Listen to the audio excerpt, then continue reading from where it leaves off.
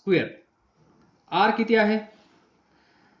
Due to the dipole at a point which is at a distance 0.3 meter from center of dipole, म्हणजे 0.3 metre म्हणजे हे distance 0.3 याचा square. हे solve करा. किती येते ते सांगा.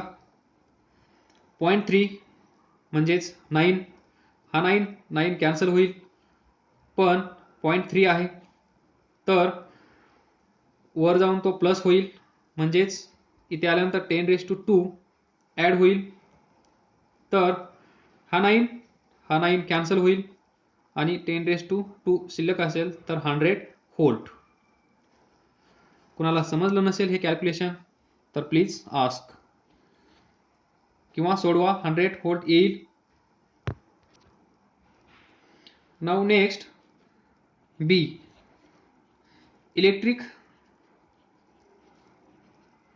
Potential on equatorial line. म्हणजे काय? हा डायपोल, ही त्याची ॲक्सियल लाईन, हा त्याचा सेंटर.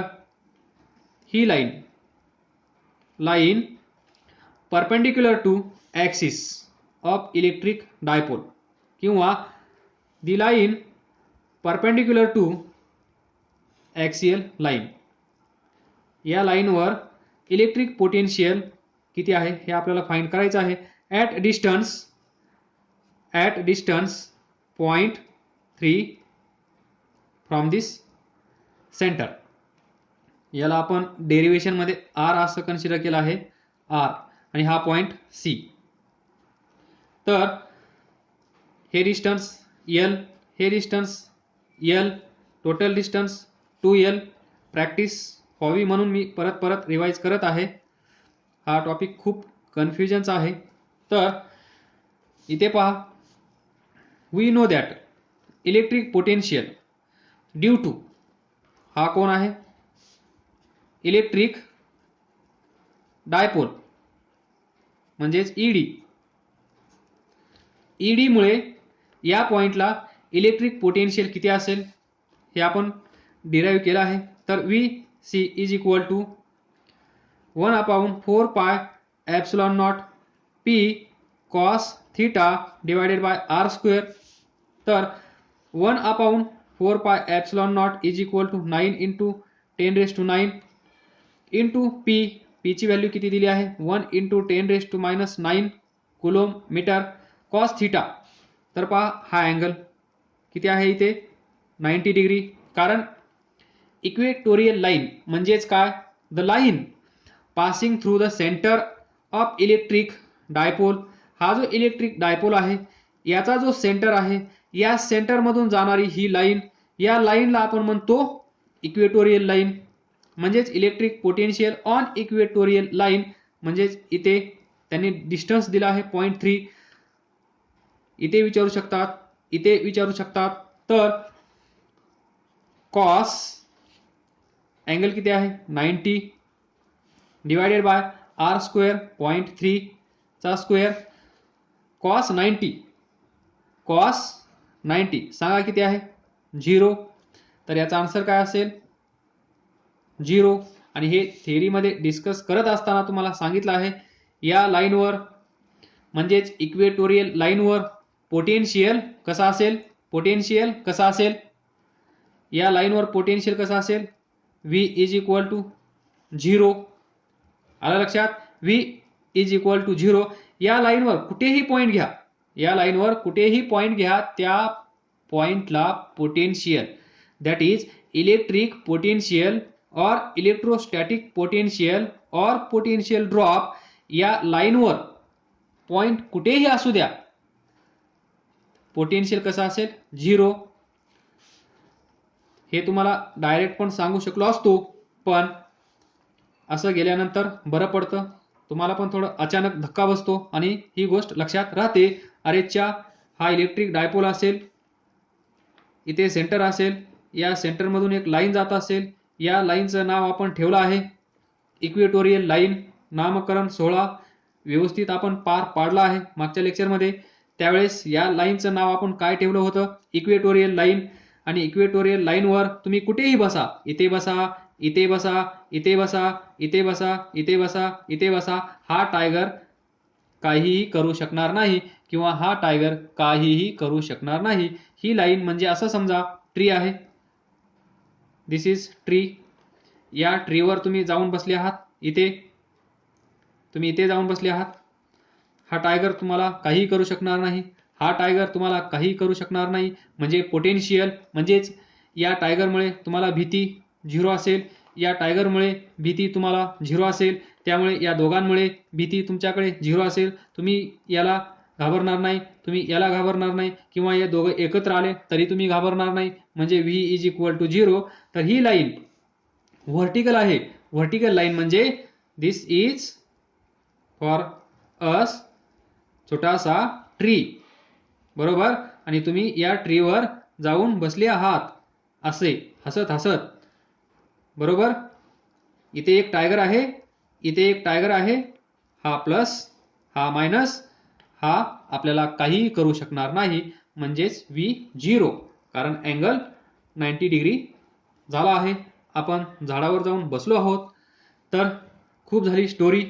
या स्टोरीमधून तुम्ही असं लक्षात ठेवा, potential on this tree is 0 किंवा भीती ऑन दिस ट्री इज 0. भीती म्हणजेच पोटेन्शियल. लकीली आपण तेच पेज यूज केला आहे. सिच्युएशन ट्री, याला ट्री बनवा. हा टायगर, पोटेन्शियल 0. तर पहा, नाऊ लास्ट पार्ट काय आहे? At 60 degree with dipole axis. At 60 degree with dipole axis म्हणजेच पोटेन्शियल. हा प्लस क्यू, हा मायनस क्यू. बोर होत असेल तर सांगत जा, बोर होत असेल तर सांगत राहा, म्हणजे स्पीडमध्ये जाईन. तसं टेन्शन घेण्यासारखं काहीही नाही. तुमच्याकडे स्पीड वाढवण्यासाठी चान्स आहे, तुम्ही स्पीड वाढवू शकता. तर हा इलेक्ट्रिक डायपोल आहे.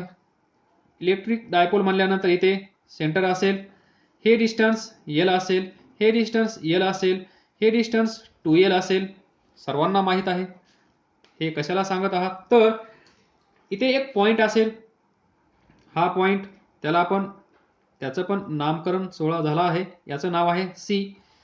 म्हणजेच या ठिकाणी असेल पोटेन्शियल VC. तर हा VC किती असतो?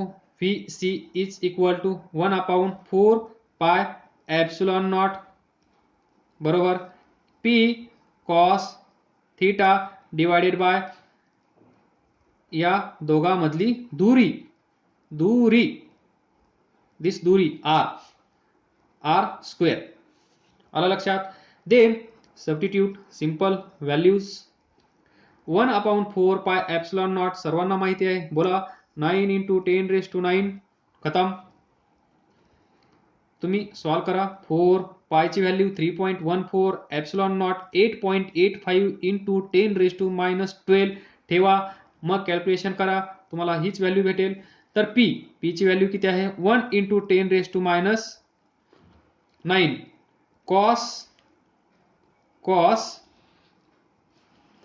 कॉस किती आहे?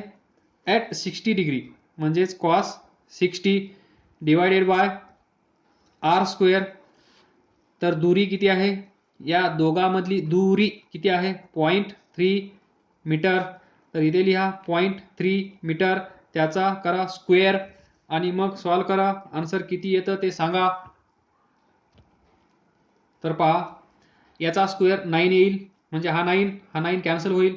पण इथे पॉईंट आहे, पॉईंटचा स्क्वेअर झाल्यामुळे इथे किती येईल? 0.09 येईल स्क्वेअर. 9 कॅन्सल होईल. म्हणजेच इथे शिल्लक असेल 0.01 म्हणजेच 10⁻⁻2. हा असेल डिनॉमिनेटरला, वर जाईल प्लस होईल, तर हा 9 कॅन्सल झाला. कॉस 60 ची व्हॅल्यू किती असते? Cos 60 is equal to sine 30 half, हा वर जाऊन प्लस होईल म्हणजेच 100. तर आन्सर किती असेल? 50 व्होल्ट. खूपच कॉम्प्रेस केला आहे, समजून घ्या. तर हा होता छोटासा प्रॉब्लेम ऑन इलेक्ट्रिक डायपोल, म्हणजेच how to find electric potential और इलेक्ट्रोस्टॅटिक पोटेन्शियल और potential drop due to electric dipole. तर तुम्हाला इलेक्ट्रिक डायपोल पार्ट झाला असेल अशी आशा करतो. जो क्वेश्चन आपण सुरुवातीला अर्धवट सोडला होता तुमच्यासाठी ॲज अ असाइनमेंट म्हणून, त्याचा आन्सर पहा. हे असेल क्वार्टर सर्कल, याची रेडियस आर, हा पॉइंट ओ. तर आपल्याला फाइंड करायचं होतं व्हीओ. व्हीओचा अर्थ कळत असेल, potential, electric potential at point O, that is this is centre. Actually this is complete circle. या सर्कलचा एवढा पार्ट आपण काढला, त्याला म्हणतो आपण क्वार्टर सर्कल. तर पहा गिवन काय आहे? गिवन फक्त एकच व्हॅल्यू आहे, लॅम्बडा. याला काय म्हणतो आपण? Charge per unit length. याचा अर्थ काय असतो? याचा अर्थ म्हणजेच या क्वेश्चनचं सोल्युशन. तर फक्त तुम्हाला व्यवस्थित लिहायचं आहे. लॅम्बडा म्हणजे चार्ज पर युनिट लेंथ. एका युनिट लेंथसाठी एवढा चार्ज, सिंपल. म्हणजेच 1 मीटर, 1 सेंटीमीटर, जे काय कन्सिडर करायचं आहे तुम्हाला युनिट, ते युनिट नाही. युनिट म्हणजे युनिट लेंथ. इथे लिहितो युनिट लेंथ साठी चार्ज किती दिला आहे? लॅम्बडा. तर इथे आपल्याकडे लेंथ किती आहे? एवढी लेंथ आहे. सर्कम्फरन्सचा 1/4. सर्कम्फरन्स किती असतो? 2 पाय आर. 2 जा म्हणजेच पाय आर बाय 2.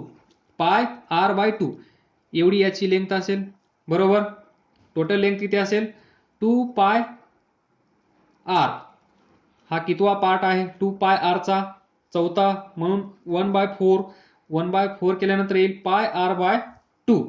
म्हणजेच पाय आर बाय 2 साठी चार्ज किती? तर तिरकस गुणाकार करा. x इज इक्वल टू येईल पाय आर लॅम्बडा डिवायडेड बाय 2. म्हणजे एवढा चार्ज इथे असेल, म्हणजेच व्हॅल्यू ऑफ क्यू. आलं लक्षात? This is value of Q. Now you can go ahead by VO is equal to 1/4 pi epsilon naught Q. क्यूची व्हॅल्यू तुम्ही पुट करा, डिवायडेड बाय डिस्टन्स. इथून हे डिस्टन्स किती आहे? एवढं डिस्टन्स आर. हे डिस्टन्स आर, हे डिस्टन्स आर, हे डिस्टन्स आर, हे डिस्टन्स आर, म्हणजेच ॲट डिस्टन्स आर. तर आन्सर किती येईल? VO is equal to 1/4 pi epsilon not into charge किती आहे? Q. Pi R lambda divided by 2. So pi R lambda divided by 2 divided by this R at distance R.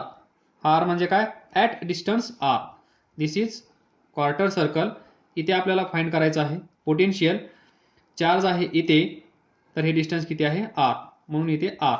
तर पाय R R. तर 1/4 पाय cancel झाला. 4 epsilon not हा lambda divided by 2. So lambda divided bye 8 epsilon not. This is potential at centre. जर याला आपण circle consider केलं तर हा पॉईंट सेंटरला असेल. That is we can say V centre due to this quarter circle. काय समजलं नसेल तर विचारा. अभ्यास करत राहा, पुढे जात राहा. All the best. थँक्यू.